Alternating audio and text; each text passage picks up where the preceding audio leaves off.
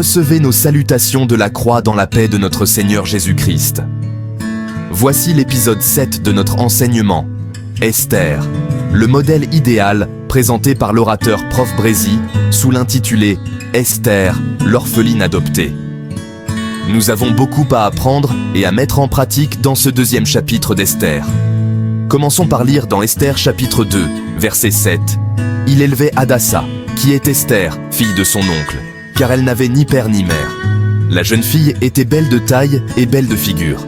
À la mort de son père et de sa mère, Mardochée l'avait adoptée pour fille. Le principe de la semence, aider pour son propre bien. Mon grand-père me répétait souvent, « Un bien que tu fais à autrui n'est que pour toi-même. » C'est une vérité que j'ai moi-même expérimentée. Aujourd'hui, certains pensent qu'investir leurs finances, leur intelligence ou leur apport personnel dans une personne démunie est un gaspillage sous prétexte que cette personne est pauvre ou sans avenir. Sachez une chose, si vous cherchez votre propre bénéfice avant d'aider, vous n'aidez pas, vous escroquez. Le prophète Ésaïe nous instruit clairement dans Ésaïe chapitre 1, verset 10-7. Apprenez à faire le bien, recherchez la justice, protégez l'opprimé, faites droit à l'orphelin, défendez la veuve. C'est précisément ce que Mardochée a compris. Après le décès des parents d'Esther, il l'a prise en charge comme son propre enfant, tel que le relate Esther chapitre 2, verset 7. Il élevait Hadassa, qui est Esther. À la mort de son père et de sa mère, Mardochée l'avait adoptée pour fille. La vraie religion est celle du cœur. Regardez autour de vous. N'y a-t-il pas d'orphelins dans vos familles, vos quartiers ou vos villes? Si vous ne vous battez que pour vous-même et vos enfants, vous passez à côté de l'essence de la foi. Une religion sans compassion est corrompue devant Dieu.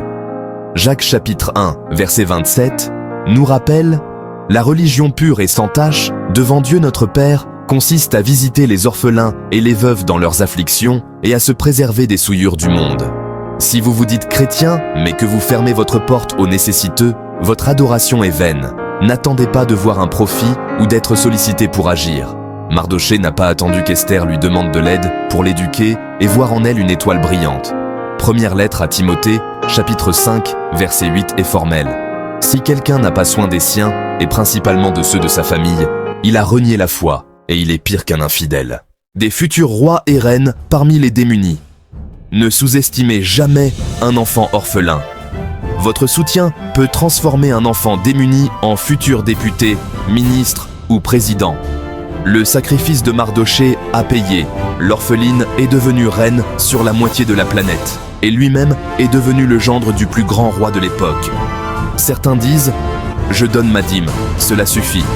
Mais si vous donnez à un Dieu que vous ne voyez pas tout, en ignorant l'orphelin que vous voyez, vous faites erreur. Dieu appelle d'ailleurs les églises à utiliser les dîmes et offrandes pour l'assistance sociale, conformément à Deutéronome chapitre 26, verset 12. Lorsque tu auras achevé de lever toute la dîme de tes produits, tu la donneras aux Lévites, à l'étranger, à l'orphelin et à la veuve, et ils mangeront et se rassasieront dans tes portes. L'exemple de Job est la dimension spirituelle. Prêtez main forte aux nécessiteux, en restant toutefois guidé par l'esprit pour éviter les imposteurs, attire la bénédiction divine. Job utilisait sa richesse pour nourrir l'orphelin, ce qui fut un argument de poids dans sa prière. Job, chapitre 31, verset 17.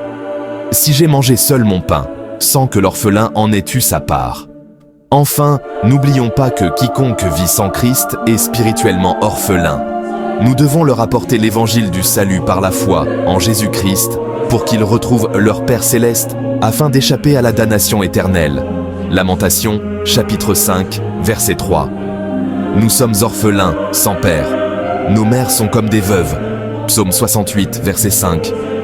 Le Père des orphelins, le défenseur des veuves, c'est Dieu dans sa demeure sainte. Conclusion. Semez aujourd'hui pour votre bonheur de demain. En prenant soin des autres, c'est de vous-même et de votre descendance que vous prenez soin. Dieu promet sa présence. Jean, chapitre 14, verset 18. Je ne vous laisserai pas orphelins, je viendrai à vous. Chaque petit geste compte. Matthieu chapitre 10, verset 42. Et quiconque donnera seulement un verre d'eau froide à l'un de ces petits, orphelins, veuves, nécessiteux, parce qu'il est mon disciple, je vous le dis en vérité, il ne perdra point sa récompense. Donnez ce que vous avez, même si c'est peu. Aidons-nous les uns les autres sans attendre le malheur comme le modèle Mardoché. Prions ensemble. Ô Éternel, fais de moi un Mardoché qui prendra soin des nécessiteux, orphelins, veuves, afin de garantir mon bonheur futur et rayonnant au nom de Jésus. Amen. Soyez bénis et à la prochaine. Suivez Gospel Spanel sur YouTube, Telegram, WhatsApp et Facebook. Merci.